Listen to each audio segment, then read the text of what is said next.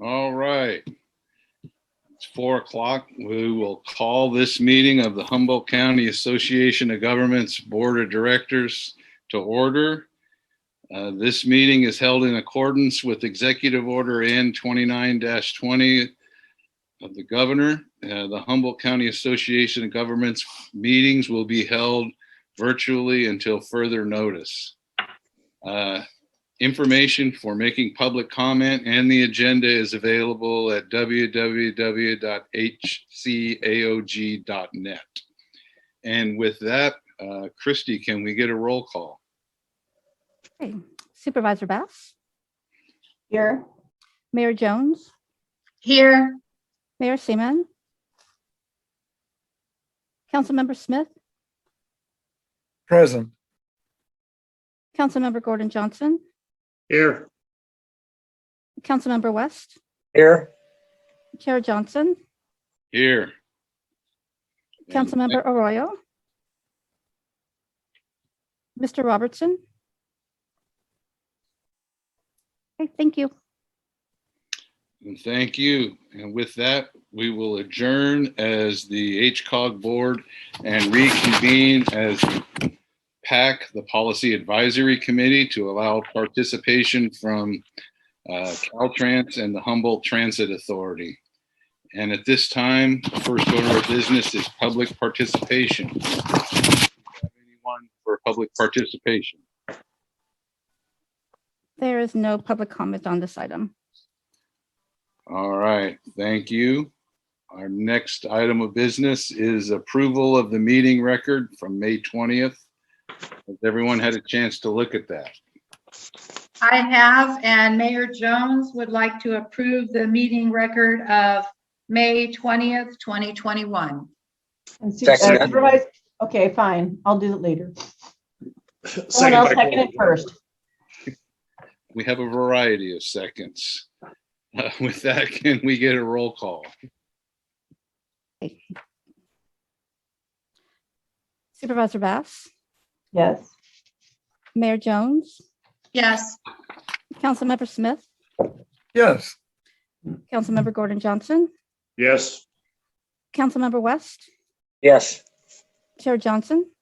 Yes, Thank you. Motion passes. thank you. And with that, we have a presentation on the TDA fiscal compliance audit. And we have a staff report and the presentation. Yeah, so Keith will be presenting on these. I'm not sure if Debbie wants to give any more lead in or if we'll just let Keith run with it. I'm happy I to. think we'll let Keith just run with it. Okay, That's good. and that's what we'll do. That's what we'll do. Well, thank you. I'm happy to be here. It was last June, we did it the same way as a virtual meeting, and got to admit, I didn't think we'd be doing it the same way 12 months later. So in any event, the audit for the last fiscal year end of June 30th, 2020, they have been completed. There's two entities that are not 100% done, but we've essentially completed all of the various audits, which includes the audits of the 7 incorporated cities, their transit activities, the County of Humboldt, and 2 joint powers authorities, Humboldt Transit Authority and HCOG as the RTPA. The RTPA audits, of course, are full governmental audits. They're audits of a complete set of books of a governmental entity, HCOG and HTA. We will make a presentation separately to HTA's board. We typically do that when their audit is complete, and that will be done next month. Today, I'll be talking about mostly HCOG as the RTPA, their audit. As I mentioned, it is a full governmental set of financial statements, which includes the operational activities that HCOG performs, as well as the activities in its capacity as a fiduciary.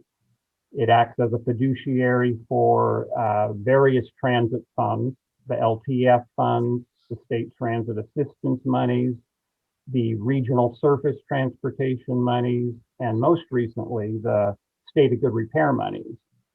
And that covers the allocation, apportionment, and distribution of those funds. In addition to the HCOG RTPA audit, we also perform audits at the claimant levels. That's for the 7 cities and the county of Humboldt. And that covers the various transit operators or cities that provide contract transit services, as well as for the cities that use some of their TDA money for street and road activities. Each of those audits includes a set of financial statements, as well as reports on compliance with the various transit and non-transit uses of those funds. Now, for those claimants, we're only looking at obviously a very, very small portion of the city's activities. It's just the activities in that one particular fund. So our reports reflect that we didn't obviously, we're just looking at the street funds or the transit funds for that particular entity. The accounts that are funded through the HCOG process. Each of those reports includes an opinion on the financial statements, as well as an opinion on the compliance with the TDA rules and regulations, and on any findings that there might have been in connection with their use or expenditure of the transit monies. Those findings are noted in the individual claimant's report, as well as summarized in our annual management letter to HCOG, which I will also be covering briefly once I'm through with HCOG's financials. So for HCOG itself, there is a full set of financial statements. And as I mentioned, it covers its activities and operations as the Regional Transportation Planning Agency. That covers the funds that in prior days were tracked separately for PPM monies, RPAF, they called it, admin fund monies. Those are now all combined. And we essentially have 2 sources of activities for HCOG's operational side of things, the rural planning and then the SAFE funds. The SAFE, the surface and freeway emergency funds are required to be maintained and tracked separately. HCOG continues to do its own, for the last 4 years, they've been doing their own accounting, in-house accounting, had moved away from the county about 4 years ago. They still use the county for the various trust fund activities, the LTF, state transit, and so on. And then those all get combined into the one comprehensive financial statement that we prepare. Like any governmental entity, HCOG is required to present its annual financial statement in two methods, essentially. One known as the government-wide presentation, and the other, the more traditional governmental fund presentation. The government-wide presentation is where the amounts and accounts are, they're modified to the full accrual method. And we also recognize some of the debt obligations that aren't necessarily recorded in their governmental funds. Those would be things like the GASB 68 pension liability, the other post-employment pension liability, and so on. Commenting on a few items on HCOG's government-wide balance sheet, their GASB 68 debt increased from it was now $380,000, increasing from $330,000 the year before. And the other post-employment benefit liability, which is the health insurance, increased from $220,000 to $264,000. So those liabilities, those items are shown as liabilities on the government-wide set of financial statements. On the operational side of things, the HCOG showed a positive operational income of just under $100,000 for the year, and that is in the governmental set of statements. That compares to the prior year where there actually was a loss of $158,000. A lot of that does tend to be the timing of when certain grant monies and things of that nature are received. The governmental funds themselves, those statements are included on pages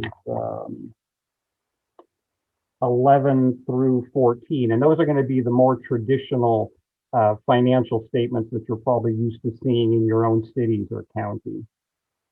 Then in addition, on page 15 and 16, we present, or HCOG presents the fiduciary fund activities, where it shows the monies that they took in and dispersed, acting as the fiduciary for those funds. There's also approximately 15 pages worth of footnotes, which, as most of you might be familiar with, are required for any governmental entity that presents a set of financial statements. Most of it is fairly standard disclosures of the various accounting methods and policies that they're using, as well as numerous pages of disclosures connected to your GASB 68 debt obligations and the OPEB obligations. The included also on pages 4 to 8 of HCOG's report is what's known as the MD&A section. That's the management's discussion and analysis of the financial statements, where they provide a little bit of a summarized version of the numbers and the items that are in there. So it's sort of an executive summary type section that is generally required for all sets of government financial statements. So I will answer if anybody has any questions on any of the specifics in HCOG's financial statement, I would be happy to try to answer that, or on any of the claimant statements if you had any questions on your particular city's statement, or I can answer those at the end as well. Following that, one of the requirements that I mentioned is that in addition to doing the financial audit, we do a compliance auditing for the various rules and regulations of the Transportation Development Act. And if there are any findings, items that need follow-up activity, we present those in a management letter, in an annual management letter to HCOG. And that was also provided as a separate report. That report actually combines a couple different required reports. It covers the required internal control compliance findings, which are the items we're going to talk about. It also includes a required communication with management, required communication with those charged with government, which is HCOG, the board, and it's a required letter that gets generated in each audit. And it indicates whether we had any problems in the actual mechanics of the audit, whether everyone complied with our various requests and so on. And we didn't, as usual, did not have any difficulties or any problems with the audit. As far as the findings are concerned, again, it follows a similar process every year. Findings that have been made in prior years are generally referred to, and any required follow-up activity that might still be needed is then noted. We like to track the findings and see if in fact they have been addressed.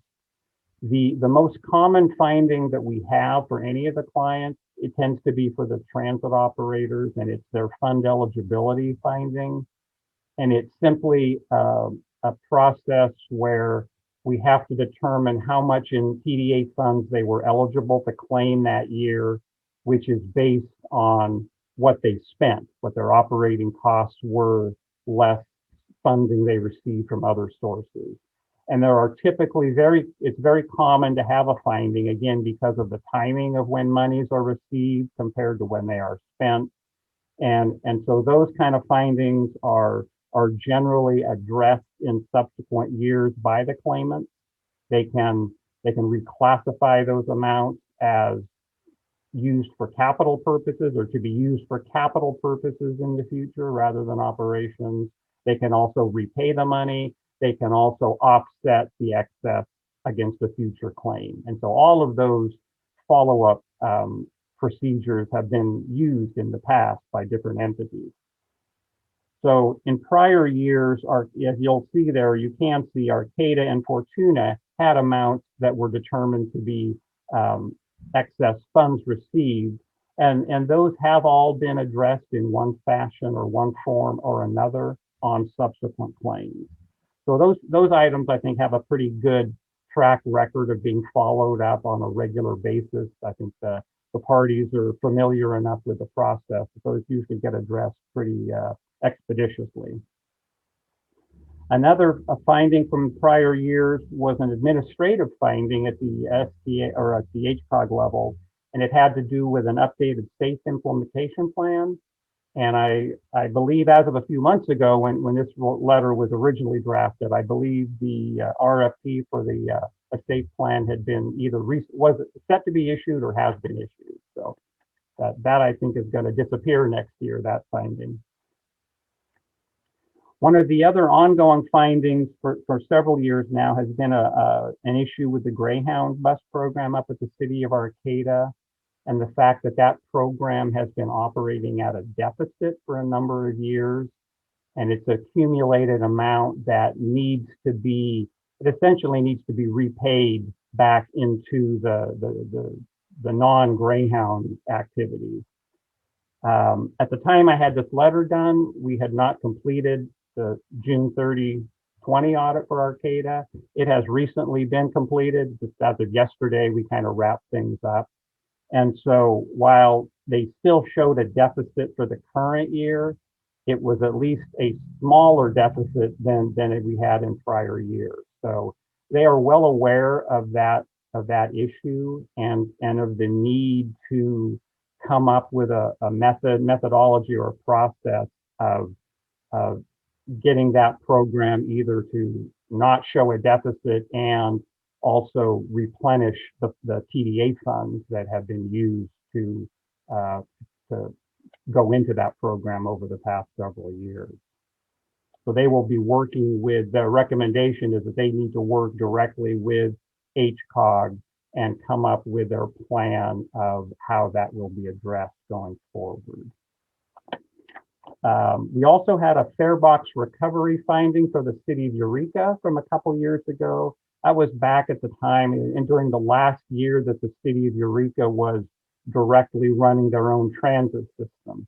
As you all know, that is now being handled as a program by HTA. So HTA is now running the Eureka transit system as part of its operation. And we don't really report on City of Eureka's activities here. They will be part of HTA's report. And then last year we had a similar issue with not having the annual audit for all the entities completed by the statutory deadline. The statutory deadline is actually March 31st. And like last year, Arcata was not completed.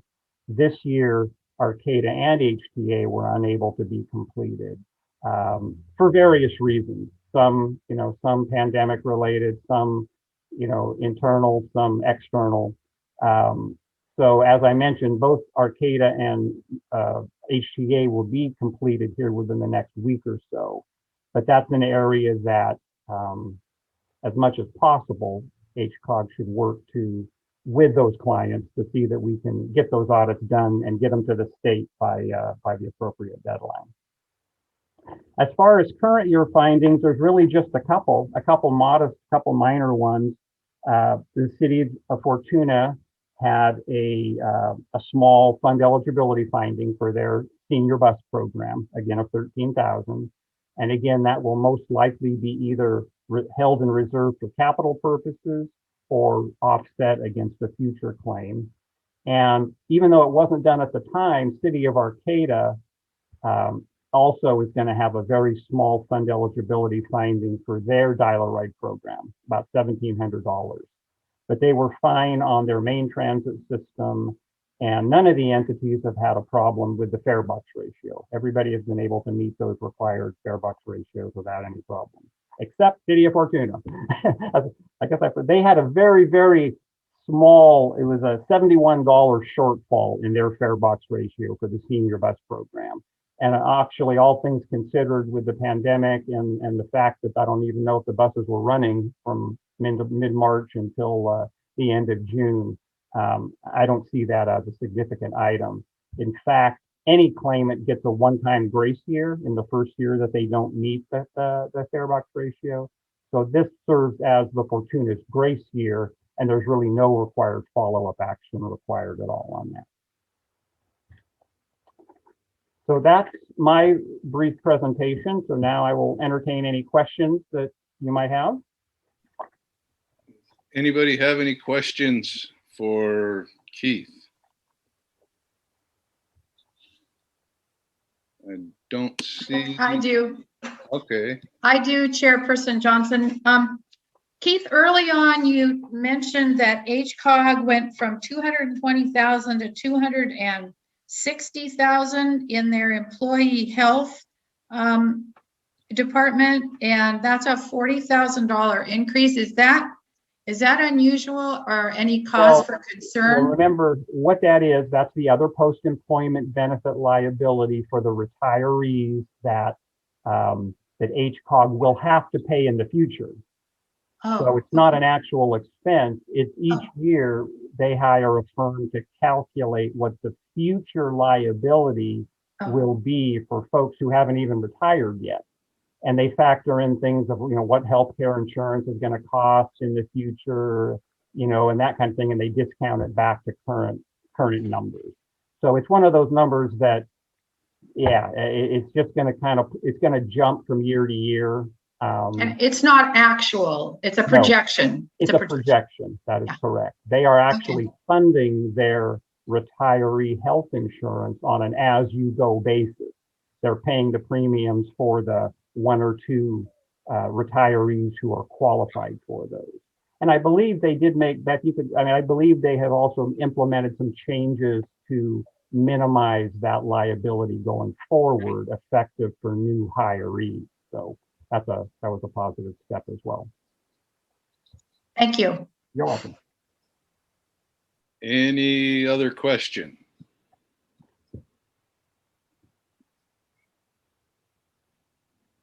I see a symbol on them.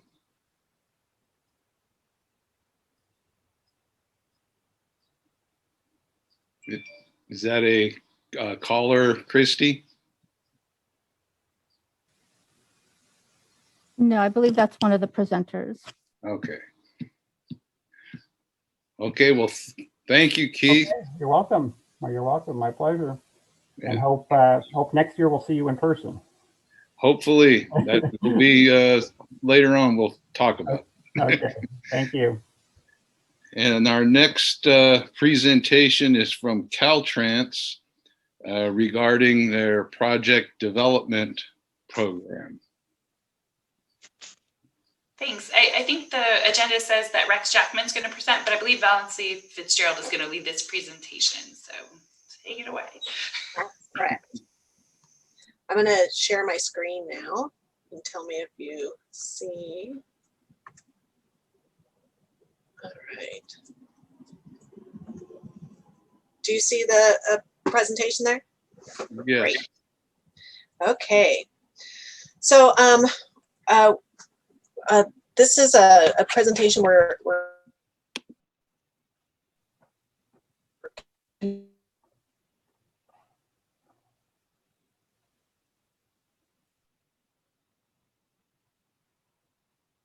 of making the rounds for our local transportation start. But I'm Valency Fitzgerald, and I am the Caltrans District 1 Asset Manager. Can you hear me all right? I just got a message that my connection was unstable. Are you hearing me okay? Okay.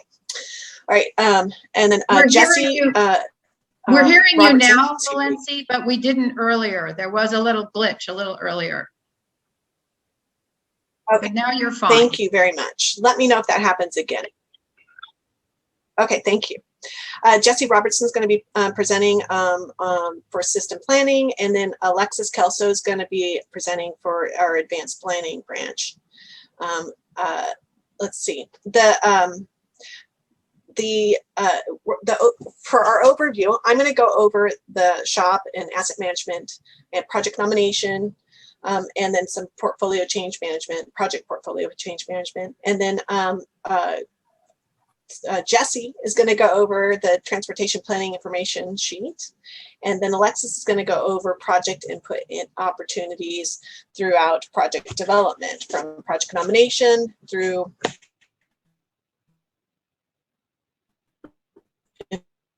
project initiation documents and project. For asset management, we not only was it a requirement of, MAP 21 and SB1, it had live costs,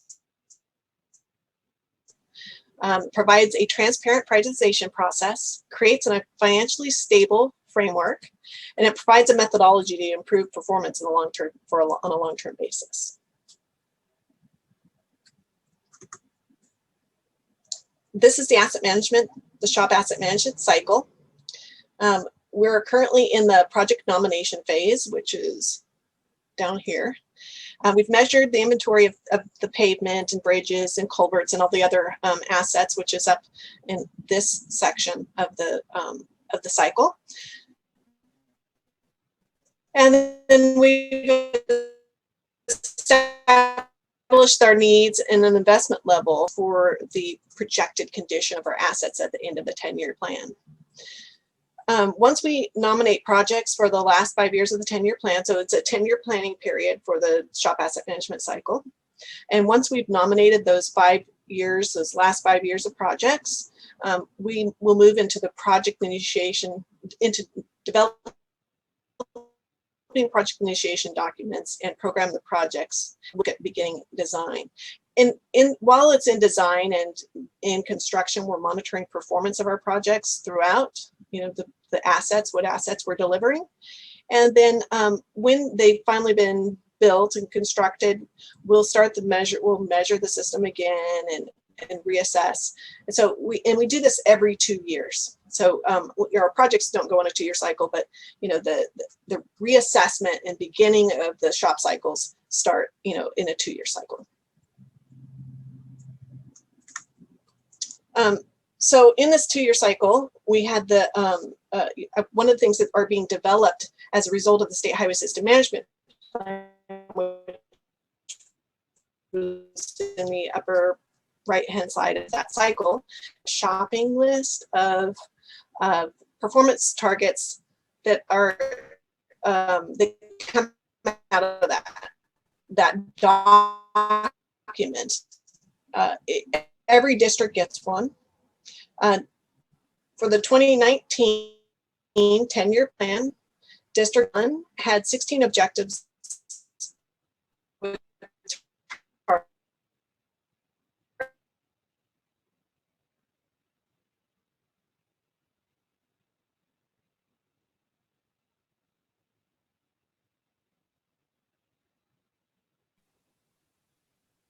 I lost her. I don't know. I can't hear her. I don't know if anyone else can, but I lost her too. I was just going to say the same thing. Yeah, I'm glad it's not just me. Me too.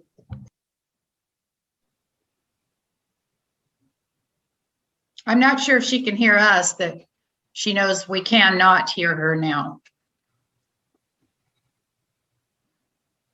Jesse or Alexis, are either of you able to maybe step in or?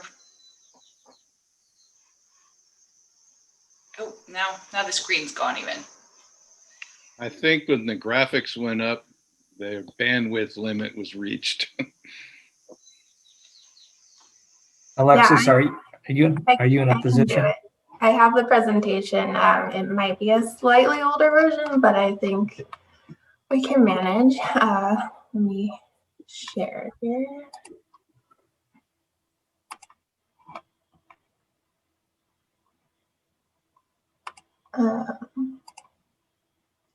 Okay, you can see my screen.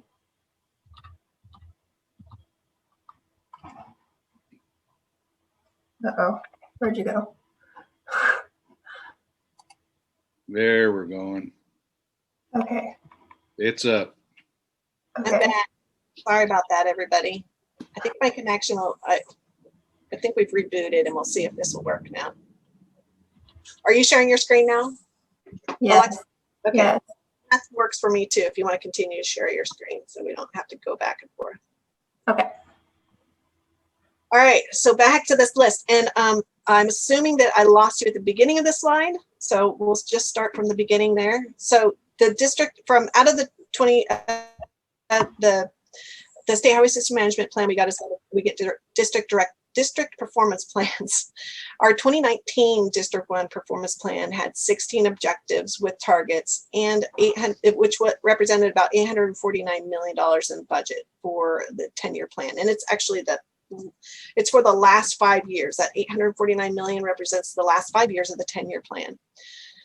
And you can, this link right here will take you to the Caltrans project portal, which will show you what those individual projects are in the 10-year plan. And I think you may have already gotten or will get a copy of this, this presentation with that link. For the 2021 10-year plan, which just got approved probably like, I think it was in April at the CTC, the 2021 10-year plan has 20 objectives with targets and a budget of about 1.1 billion. And again, that's over that 5 years. The 2 new objectives that were added to the State Highway System Management Plan and to the performance plans were complete streets and fish passage. So we were including complete streets and fish passage in our previous 10-year plan planning period. The difference is that we're actually getting targets. Before they were, it was just recommended that we include them in every project, but there was no metric, no number that we actually had to achieve. For fish passage, we did get an allocation last 10-year plan, but this time around we actually got numbers. They said that we will do 8 fish passage locations in District 1. It's remediation of fish passage barriers. Oh, next slide. So looking at our budget and how much of our budget is in each of the categories or the asset categories, if you look, the biggest wedge is pavement. It's this dark or this medium blue color here. And then there's bridges in orange down here at the bottom, and culverts are in gray there. Yes. And TMS is our transportation transportation management systems. So it's like a census station, CMS, changeable message boards, things like that. That's what the yellow represents. And then fish passage, you can see, is a pretty darn big wedge for us. That's a big part of our budget. It's going to be remediating fish passage barriers. And that actually, for us, that means typically it means a full span bridge solution. So we're taking culverts out and putting in bridges to improve fish passage. And then the complete streets is the green part. Next slide. So we are currently in the project nomination process for the 2021 10-year plan. We're currently at where that little arrow is. It's about midway through the process. We've selected our anchor assets and we've gotten our performance plans. Our anchor assets are when you were looking at the wedge a while back, it's the ones that had the biggest wedge. We kind of build our projects around those performance measures. So we have projects like pavement and drainage projects that then we add satellite assets to them. Say we have some stormwater work that we want to do on a pavement project, or there's transportation management systems work, or a census station or something we want to add on a project. So we start out with an anchor, which is an anchor asset, which would be pavement. Typically for District 1, it's going to be pavement, bridges, or culverts. Next slide. This is this is looking at all the opportunities we have to make changes in projects, and we can make changes in projects at any point in this time frame. But the best way we're going to be able to afford to make those changes due to budget constraints is going to be at the 10-year plan period right there. That's after we've received our district performance plans and we're doing project nomination. It's just when we're setting our initial budgets that go we'll go then into preparing the project initiation documents. And again, we can make some changes again at project initiation. That's the other star there. That is another good change. It's better than after we program the projects to get that scope into a project. So ideally, it's early on in the process. Next slide. So this is our initial list of the anchor projects that we're looking at for this is just the 2024 SHOP partial list. So out of that 5 years, it's the first 2 years. We have a couple projects that go into the 3rd year, but most of them are, these projects are all going to be delivered in the first 2 years of that 5-year planning period. And these are the projects that Alexis's group is going to be working on starting July 1st. So the first one on the list is we call, these are the nicknames we have for the projects. The Capella Pavement Project, which is on is MEN 101. It's around post mile 26.3 to 33.70. It also includes a little bit of MEN 222, or not a little bit, the whole route. So we'll be doing both of those at the same time. And then Garberville Pavement is from on Hum 101. It's from post mile 0 to 10.3, so southern part of the county. DeHaven to Hardy Pavement is MEN 1, post mile 78.9 to 87.85. Prairie Creek Pavement is Del Norte 101, and actually this one has a portion on Del Norte 101, the southern part of the county, and then it also includes Hum 101, post mile 125 to 131.7. There's a small gap between these two sets of segments of pavement, but both of those segments are included in this project. Cummings Pavement is MEN 101, post mile 81.4 to 90.77. Lakeport Pavement is Lake 29, it's on Lake 29 from post mile 31.6 to 52.5. And then there's our big drainage projects. We have a multiple location drainage project. It's throughout most of the route at Hum 36. It also includes 2 fish passage barrier remediations. One's at post mile 9.17 and the other one's at 5.8. That's Fox and can't see it. Fox and what's the other one there, Alexis? Wilson Creek. Wilson, thank you. Fox and Wilson Creeks. And then for MEN 1 drainage, it's again a multiple location drainage project. It's going to remediate at least one fish passage location. We might be adding another one. It's called Powderhouse Gulch. We might be adding one that's, I think it's Mallow Pass. Fernbridge Scour and Deck Rehab, that's on Hum 211. That's exactly what it sounds like. It's Fernbridge. We're doing some bridge scour work. We're just scoping that one right now. The deck, there's going to be a deck rehab in addition to that. So that's just kind of to improve the health of the deck. And then we also have some projects that are impacting the budget for that last 5 years of the 10-year plan, but they're part of the 2022 shop projects, the ones that Alexis's group are finishing up right now, which is the Del Norte 101 drainage project and the MEN 128 drainage project. And then the other thing that's impacting this last 5 years of the 10-year plan is the Hum 101. It's the Utica Slough Bridge project. So that project's budget will determine, how much of this other work we can get done, or all these 3 projects. Their budget comes off the top, and then it's whatever's left is what we can do with the rest of those projects. Next slide. Okay. So I'm going to be talking about input opportunities during these phases, which are pre-project nomination, the PID development, and project development. So pre-project nomination input, this is not really a phase, rather it's just always ongoing, and we can receive these inputs at any time. So the first one is to keep the bike and ped and community plans up to date. These are reviewed during project nomination, so please include any needs that are on the state highway system in your plans, and make sure that we get those plans when they're completed. Also, if there's a need for planning in the area, the Sustainable Transportation Planning Grant Program is a potential funding source for developing those products. So like I said, the bike and ped plans and community plans are reviewed during project initiation when we're completing the transportation planning scoping information sheet, which Jesse will talk about a little bit later. The next point on here is to provide GIS data where available.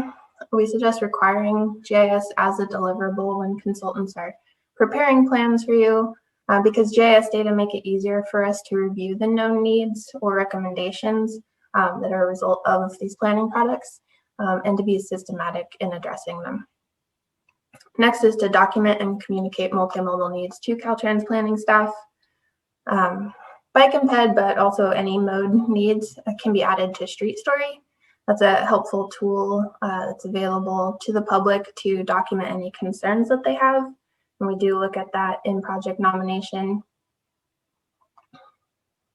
And then last is to inform Caltrans planning staff and or local assistance staff of any future projects adjacent to or on the state highway system.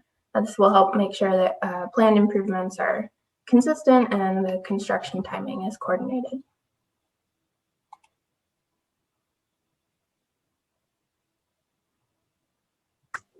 So this is to reiterate that, or this is about how we're planning on continuing to communicate with you. So when we're getting going through the process of the cycles that we're going through for shop nomination, May of odd years is going to be your best, or is when we're going to be sharing with you where we are on our project nomination and soliciting input on project nomination. And then in October of odd years, that's when we've gotten the approved book is around October, approved portfolio projects. So you'll be able to see what those projects are. And then, you can look at what those, what input you might want to provide in that for the project initiation process or the project initiation document process. So during project initiation documents, the input opportunities, first the PID schedule is a 2-year cycle that starts in July of the odd years. The exception is safety projects, which can be added at any time. The average PID takes 6 to 8 months to complete, but more complex projects take 1 to 2 years. And programming is approved in October of odd years. So the input opportunities are for, at the very beginning, the project initiation proposal, otherwise known as the PIP. The PIP meeting is the very first meeting for a project where we get conceptual approval to develop that project. So attending the PIP meetings can help us identify the scope and highlight anything that we should be aware of early. Next would be the transportation planning scoping information sheet, shorthand, the TIPSIS. At around the time that we're holding the PIP meeting, we are also developing the TIPSIS. And this includes a review of the current conditions and existing planning documents in the project area. So Jesse will talk a little bit more about this. But your input during the TIPSIS development will help us capture all of the existing contextual information that can help shape a project. And for scoping alternatives, sometimes, as often with complete streets, there are more needs identified in the area than can be addressed in the project. So your input can help us scope second alternatives in the event that there are project cost savings or new funding can be added to address additional needs later. Quarterly status reports. GenBuck has already started preparing these. You should be receiving them, I think, for your meetings. Quarterly status reports are a list of all the projects in development and their current schedule. So that's more just a way to monitor what's going on with a project. And then if you want to request like specific information or an update on the project, you can do that at any time. But we do appreciate 4 weeks notice to prepare any documents or presentations. And this says that it's requested by the RTPA, but local agencies we can also present to. So I've talked kind of just about the SHOP project input, but there's also SB1 or Senate Bill 1 competitive programs. These are non-SHOP projects.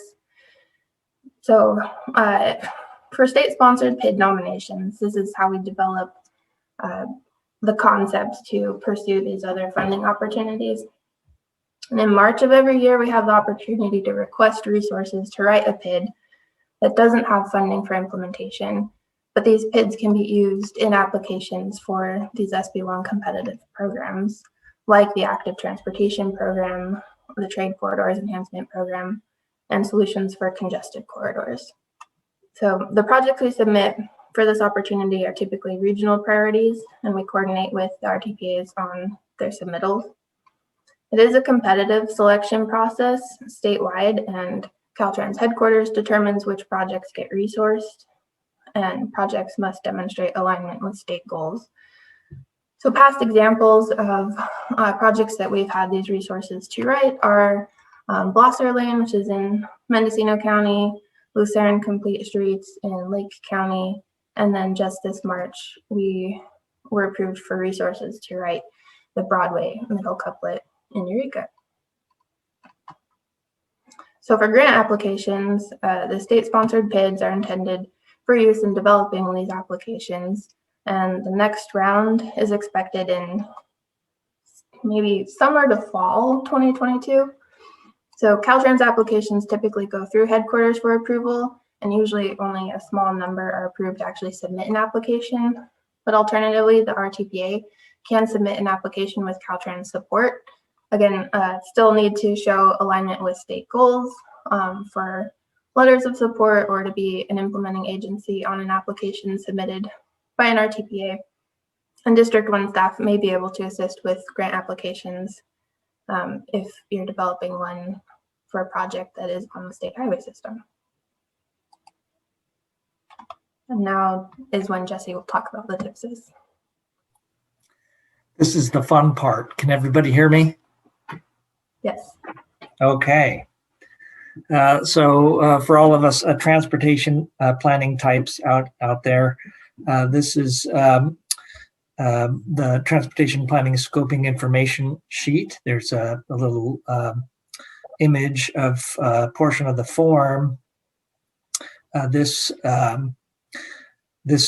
form is required for Caltrans project nomination process. It's the time when we initiate projects. We take a first go at filling out these forms, and we may also revisit these forms later during the project initiation document stage when the PIDs are under development, if new information becomes available. But the TIPSs is used to help establish the project scope, schedule, and cost. Trying to provide some sort of consistency with the regional planning, regional and local transportation plans that sometimes Caltrans has a hand in or participates with the development of. So the purpose of the TIPSs is to compile all the relevant information from the regional plans, from local plans, from Caltrans planning efforts, and from other efforts taking place. We'll go through. We'll take a quick look at the form and look at the sections that are included. But I think one of the benefits of putting these forms together is to ensure that some of the planning efforts that we fund and undertake, that those are heard at Caltrans, and that we initiate projects that the community wants, and that they're reflective of community values.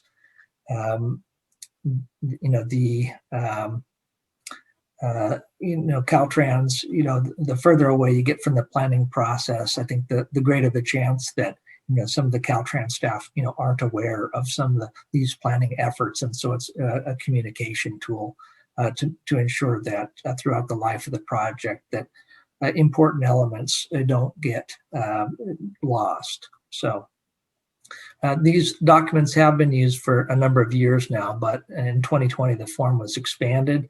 It just about doubled in size, and we're starting to consider a more comprehensive a range of content. So if you want to go to the next slide, you can see, actually, if you back up just a second, you can see that the 10 segments that we look at are a description of the recommended actions. We look at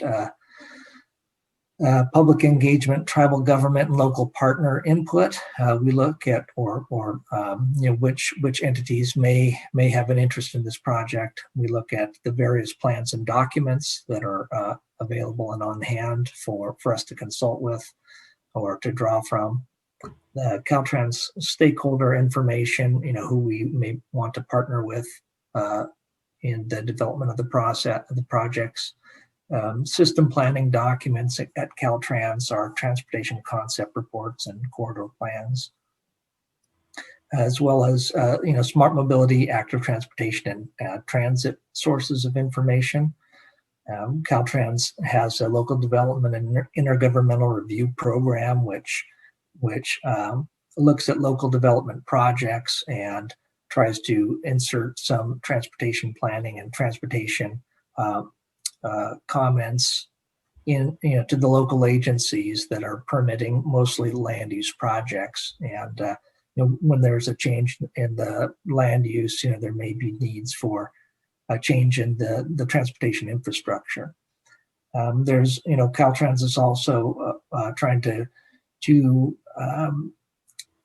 address climate change and other environmental considerations.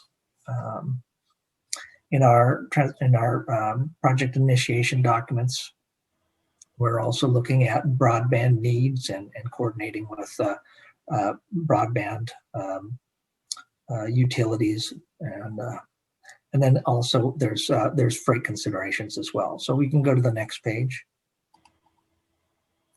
So this is essentially just a list of certain plans that we may consider. I think it's important to note that Caltrans receives planning documents from HCOG and the other regional transportation planning agencies at the end of each year. When the overall work program is completed, all of the deliverables from the OWP are filed for Caltrans use, and we can consult those when developing the TIPSIS. So I think that is about it. Are we going to take questions at the end there? Well, there's a few more slides. Okay, that's all for me. So after the PID is complete, ideally the project gets programmed and moves forward with project development. During this time, we can customize ongoing communications.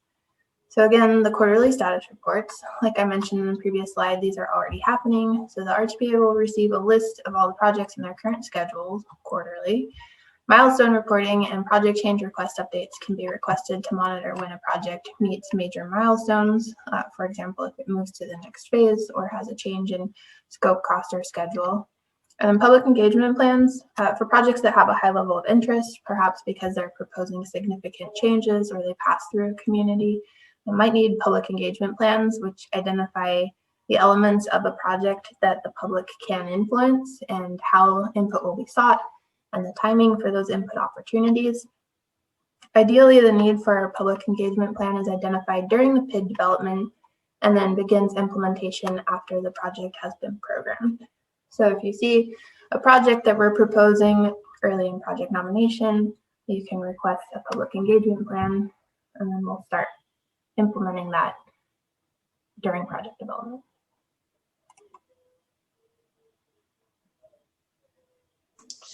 So that covers our the bulk of our presentation. We covered the shop tenure plan and our nomination process, the new TIPSIS process, project input and communication opportunities. And Alexis, if you want to stop sharing, I can share the list of contacts for our group. So, one of some of the feedback we had gotten was that people wanted to have a better idea of how to provide input, so what we put together is a slide of who you can contact for for specific types of questions. So, Jen's already providing that list of project status. So any questions about that list or, program projects, if you have any input on those, you would contact Jen Buck, and here's her number and her email address. For project initiation reports, so those are going to be the 2022 SHOP projects that Alexis's group is finishing up. Any complete streets input for project nomination or local plan updates, talk to Alexis about those.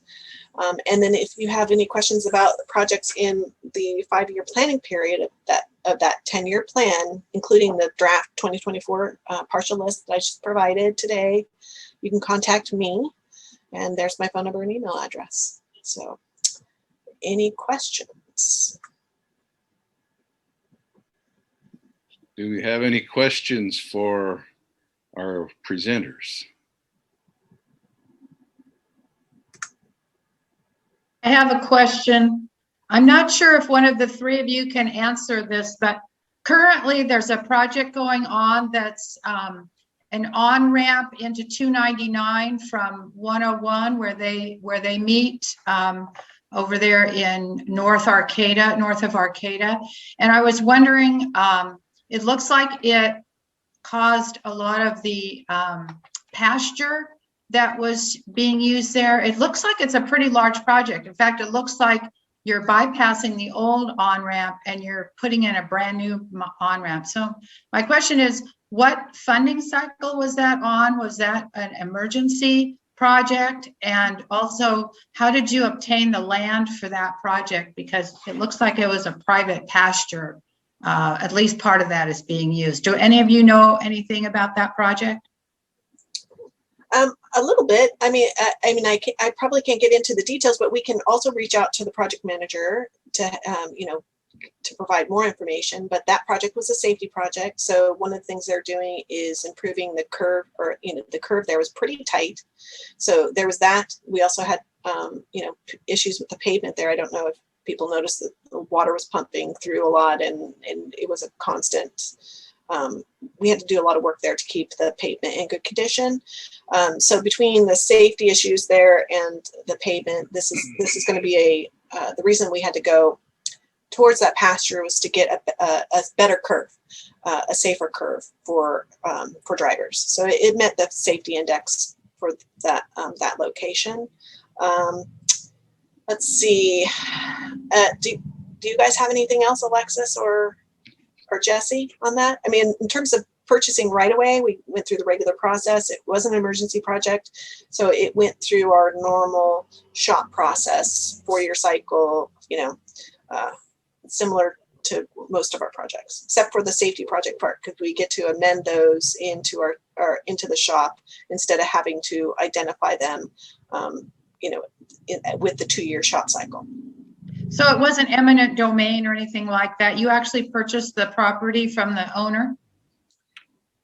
As far as I know, yes, but we can follow up. I mean, even with us, we don't just take property, we have to pay for it. So regardless, it could have gone, I don't know if it went through the condemnation process. I don't have that information, but I'm sure we could follow up. I can send an email to the PM to get back to this group, or do you want me to? You can send that to me. That would be great. Just okay. And I can get it to the board.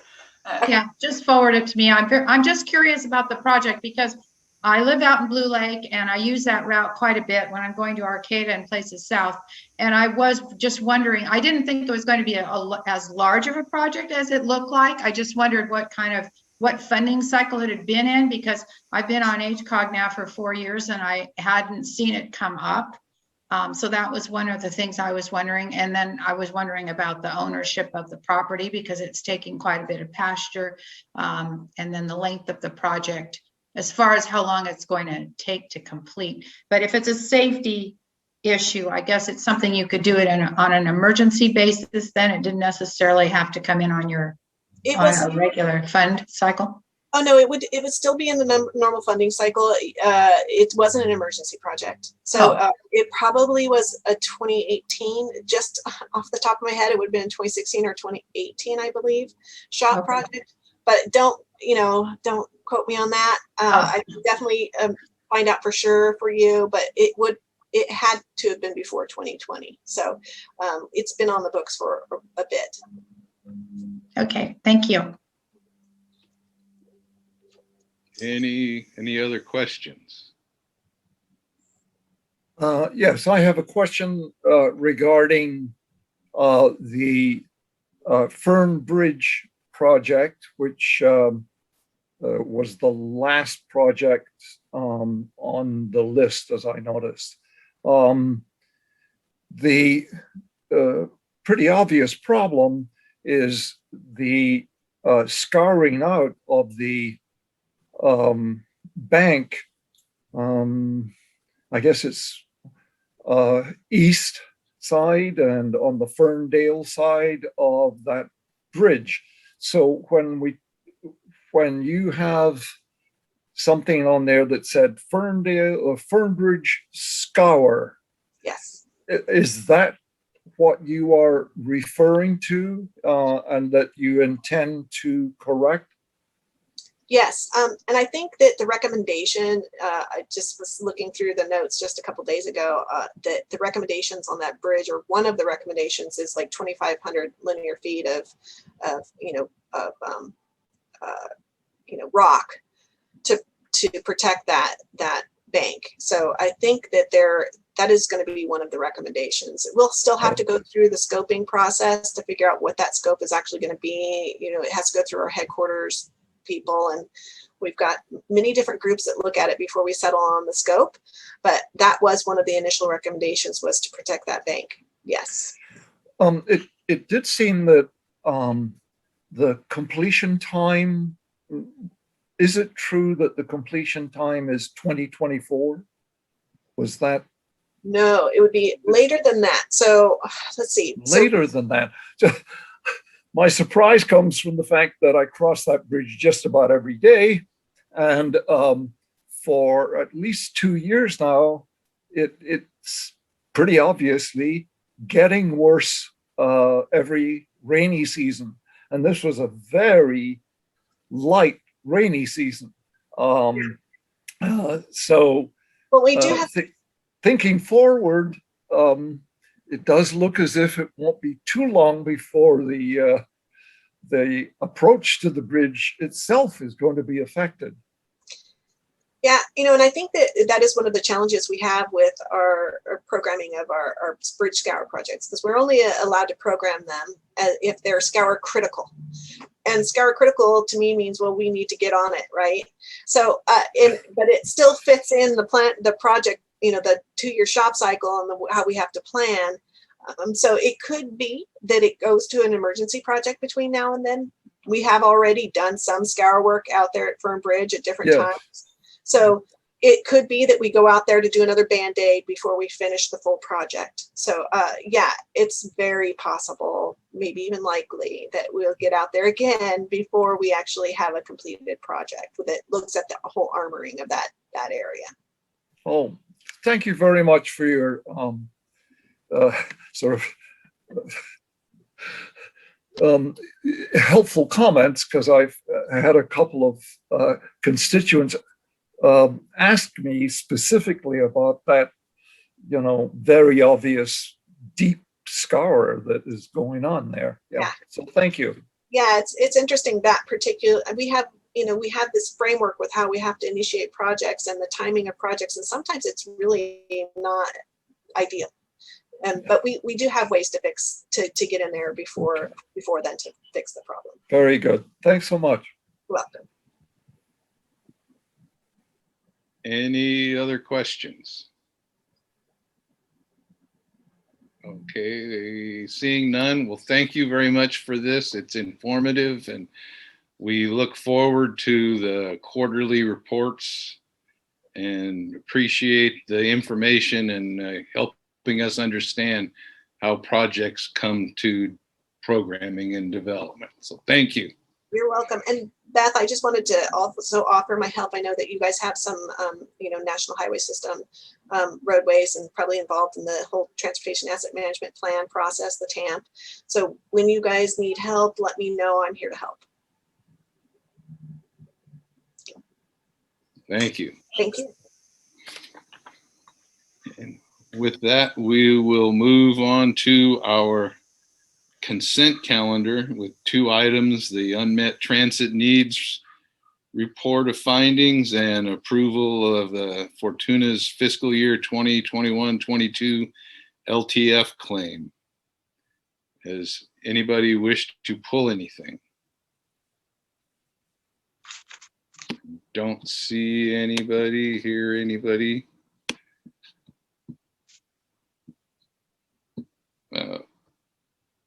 And with that, we'll entertain a motion to approve the consent calendar. I'll make that motion, Virginia Bass. I'll second, Susan Seaman. All right, have a motion and a second.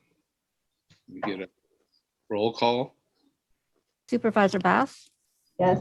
Mayor Jones, Yes, Mayor Seaman, Yes. Councilmember Smith, Yes. Councilmember Gordon Johnson, Yes.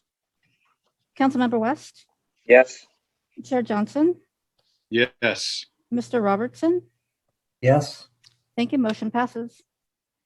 Thank you. And we will move into our PAC action items. First item being a U.S. Department of Transportation Rebuilding American Infrastructure with Sustainability and Equity Planning Grant. And we have a presenter staff report. Yes, I'll be giving the staff report. Thank you. So this is a DOT transportation planning grant that Humboldt Transit Authority will be the lead on.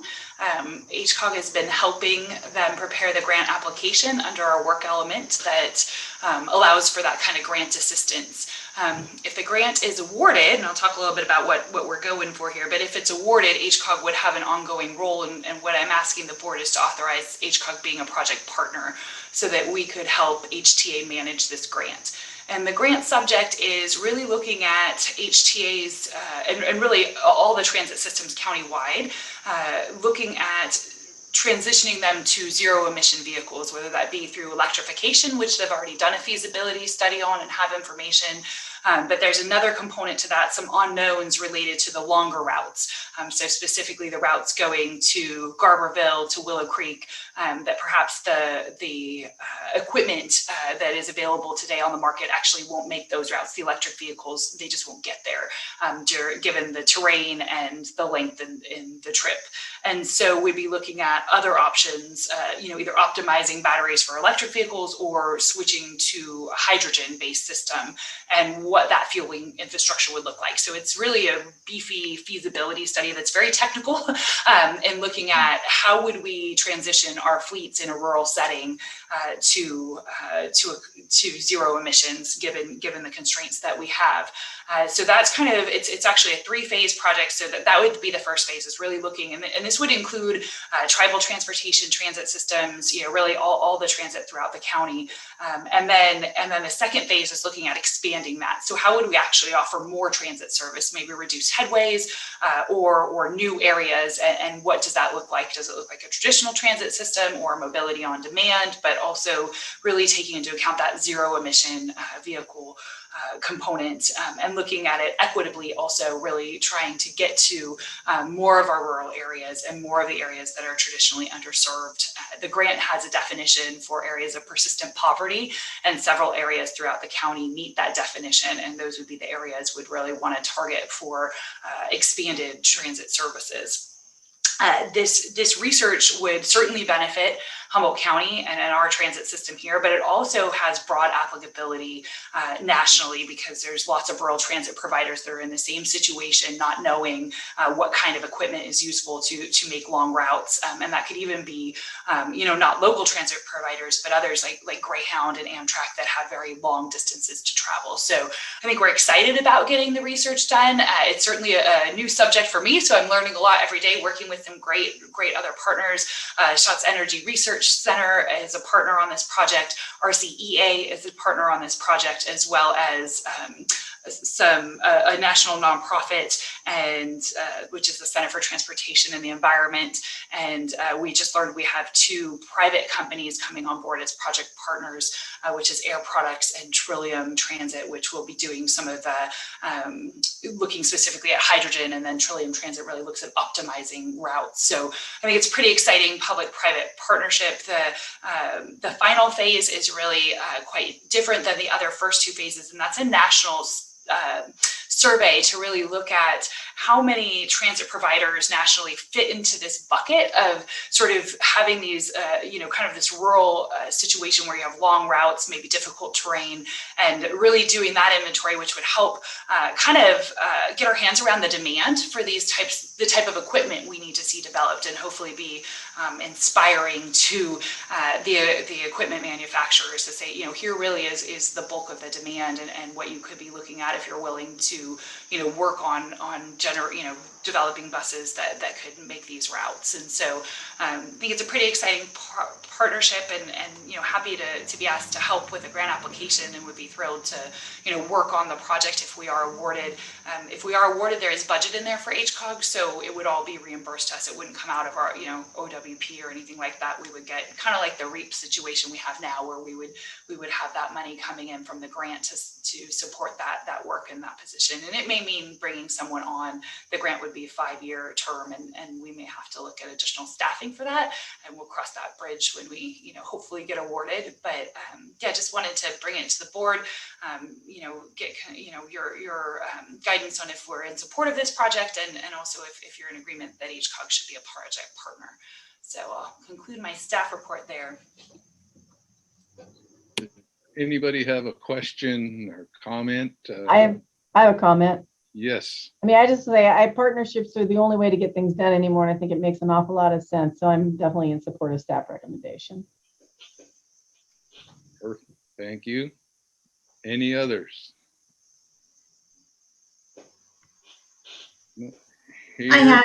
Okay. Oh, I just wanted to say I owe Beth an apology, because I was supposed to get you a letter and forgot all about it until I saw this agenda. So sorry. That's okay. If there's still time, the application is due on July 12th. I saw that you wanted letters on the 30th. Could we get them to you after the 7th? Because of that's the next council meeting. Got it. Yes, we will take it. We will at any time. So I very much apologize about this. So.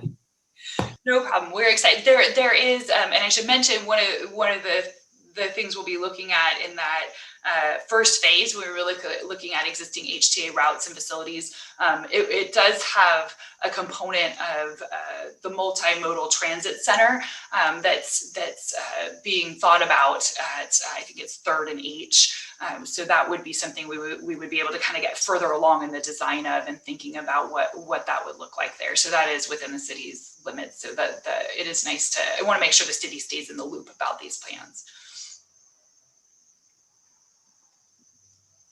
Thank you. Any other? If not, we will entertain a motion. I'll make the motion to accept staff recommendation and adopt resolution 21-17. I would second that motion. Okay, we have a motion and a second. Can we get a roll call? Supervisor Bass, Yes. Mayor Jones, Yes. Mayor Seaman, Yes. Councilmember Smith, Yes. Councilmember Gordon Johnson, Yes. Councilmember West, Yes. Chair Johnson, Yes. Mr. Robertson. Yes. Thank you. Motion passes. Thank you. Our next item is consultant selection for the 2021 pavement management system update. I'll be giving the staff report on this one as well. So we are requesting that the board authorize the executive director to negotiate with the company NCE for the 2021 pavement management system update. We did have a committee from the TAC grade the responses to the RFP we sent out, and they were the prevailing firm. And so we got two responses. Both of them were responsive to the request. However, NCE did rank a little bit higher. I will say that their bid came in a little bit higher than what we had advertised. So we would like to work with the TAC on, having a meeting with NCE and the TAC to really hone in on exactly the services we need, see if we can get that cost down a little bit before we actually enter into the contract. I think it'll be important to understand from the TAC members, what portion they may be able to take on, or what's important, and kind of keep negotiating on that before we land on a final price. And so I didn't put that price in here for that reason. So I do hope that with negotiating with the TAC, we could get back within the limits we had originally published, which was 178,000. Any questions for Executive Director Burks? Yes, Mike. My question, sorry. Go ahead, Gordon. Well, thank you very much. Question for Beth. NCE stands for what firm? That's a good question. I think it's just NCE. I don't know. Nichols Consulting Engineering. Oh, thank you. Yeah. Okay, thank you. And Robin. My question would be, can you give us an idea here, Beth, of the discrepancy in the amount? You said 178 was where you wanted to be, and what are they saying back to you? They were about 40,000 over. There were some optional tasks in there that I think we can, without those tasks, they kind of come under or right around the right budget. But I think that the TAC members that did the evaluation, some of them expressed interest in the optional tasks. Some of it has to do with GIS files and things like that I think would be really useful. So, I think the TAC members want it all. And we just got to see if we can get closer in the budget. There is some room, a lot of this is inventory of, mile by mile inventory of all of our road system. So there's a couple different ways, automation versus kind of in person. And I think when we look at, kind of getting some advice between the TAC members and this firm, we'll be able to land, figure out the best ways to go about it, most cost effective ways. Oh, very good. Thank you for clarifying the discrepancy. And then I assume we'll get a report from you at a future meeting about the success or otherwise of the, okay. Yeah, it's my goal that we're going to be able to work with NCE and get to contract. And then if not, and we needed to go to the second choice, that would come back to your board. Okay. Well, give them hell. All right. I can say I helped when they first brought this program into HCOG and then to the various local agencies. I helped with Fortunas getting our information and get set up. And a lot of the cost is in verifying the PCI and having to walk the streets or drive what they can. So the better the agencies have done in keeping the database up to date, local database for each agency, the easier it'll be to sharpen the pencil and negotiate. So thank you. Any other questions?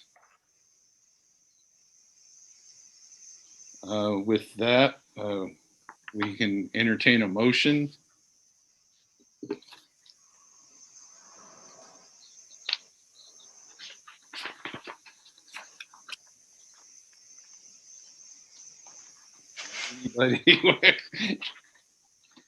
Well, I'll make the motion that you're requesting to have the HCOG board approve and authorize the executive director to negotiate with NCE for this contract understanding that Beth is going to try to negotiate them down.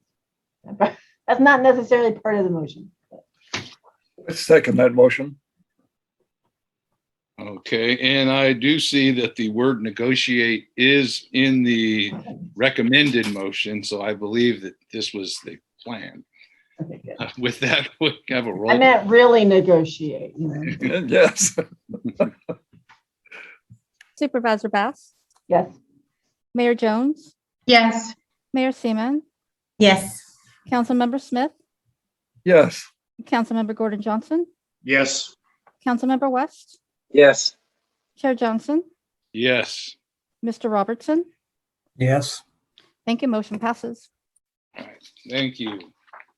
And our next item of business is the RTP update, administrative drafts for transportation element, emergency transportation, active transportation, emergency transportation, and land use transportation elements. Yes, thank you. That is me, Una Smith. Hello, board members and Policy Advisory Committee. We're here with a bevy of the RTP elements, not quite all of them yet, but the ones before you today, the ones that we're bundling in the active transportation, those are all in our current RTP. So it's a little bit of revised and updated information for our commuter trails and our complete streets and our public transportation. And also to let you know that the project table in the complete streets element, as well as the other elements, but this one in particular, it will be updated by the cities, especially after the summer when their current construction projects are further along, then they'll be able to update that table some more. So the next iteration we get you when we bundle everything together for the really big public release, those will have more updated things, but definitely if you see things in there that your city might be, you know, that it might be a little outdated, it definitely would be beneficial to contact your public works or your TAC advisor, or let me know. So we want to make sure to have as much current information for every public review that we have. All right, so then another element updated today that is under review is the emergency transportation. There has been a little bit of an update in that, one to discuss evacuations needed for wildfire emergencies, and then just some more updated best practices. And again, we put in the emergency transportation element in our RTP. It's not required, but we want to be poised to facilitate the different public agencies, public fleets, for emergency preparedness. So having that in the RTP, you know, we're ready to help as any way that we can. And then this year we have a brand new element called out land use and transportation.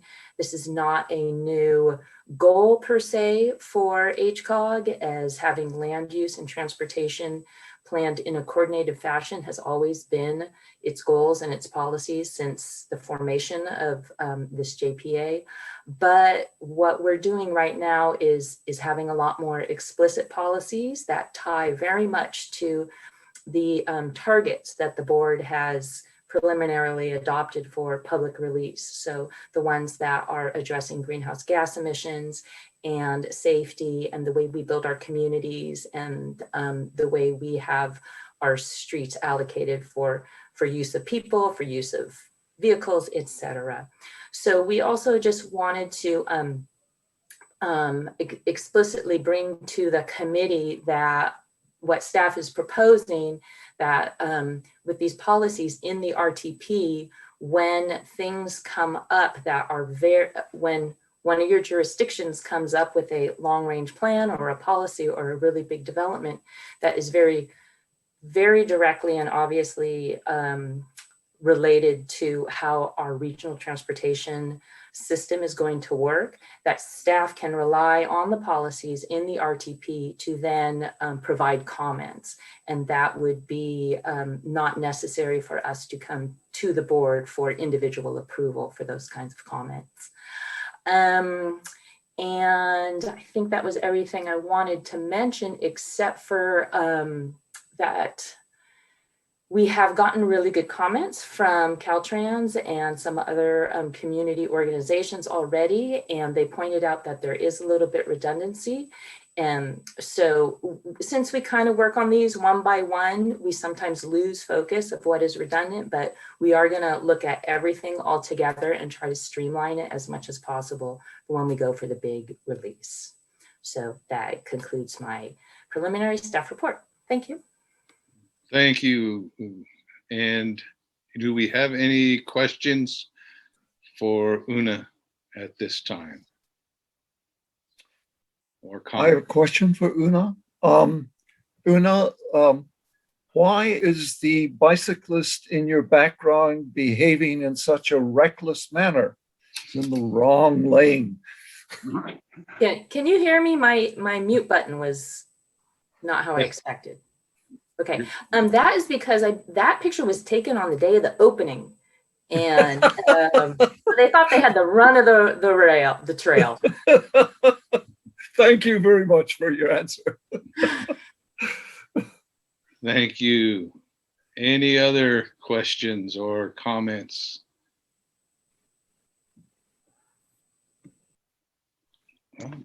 Hearing none. Again, where did it go? I will make a motion, Chairman Johnson. Adeline Jones, Mayor Jones moves that the PAC recommend that the board approves the following administrative drafts for release as public drafts: active transportation elements, emergency transportation element, and land use transportation element. Thank Second you. that. Okay, we have a motion and a second. Can we get another roll call, please? Actually, Mike, I wonder if we might have public comment. It looks like maybe there's somebody that wanted public comment. There was someone who sent a little note about the McKinleyville presentation in the chat box. And is there another comment for this item? No, there is no public comment for this item. Okay. Thank you. Sorry, I just saw somebody turn their camera on, so I thought maybe they were trying to get our attention. I think they're getting ready. Thank you, Mayor Seaman. Can we get a roll call, please? Okay. Supervisor Bass, Yes. Mayor Jones, Yes. Mayor Seaman, Yes. Councilmember Smith, Yes.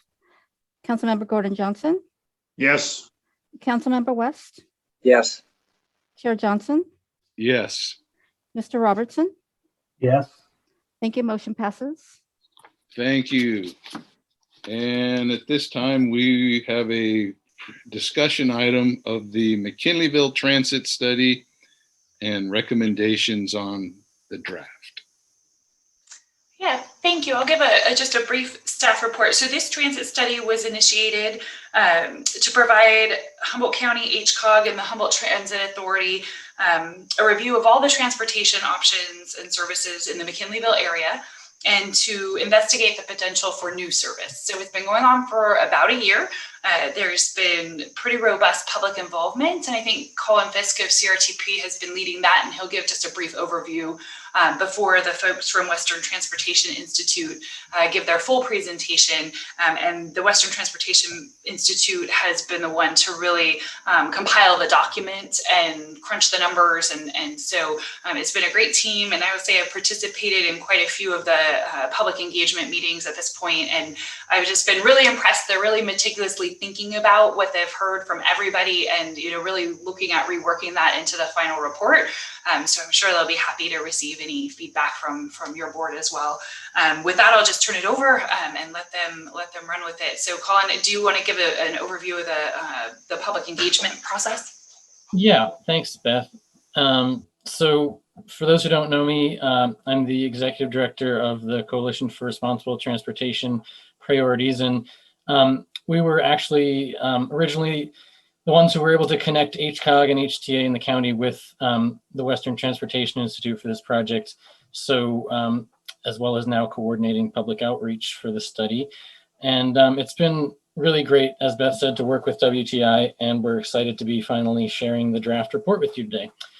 In terms of public outreach, so we performed an early stage of public outreach last fall and winter, where we set up a project website, which Andrea had put in the chat. It's mckinleyvilletransitstudy.com, which has project updates and a question and comment form and so forth.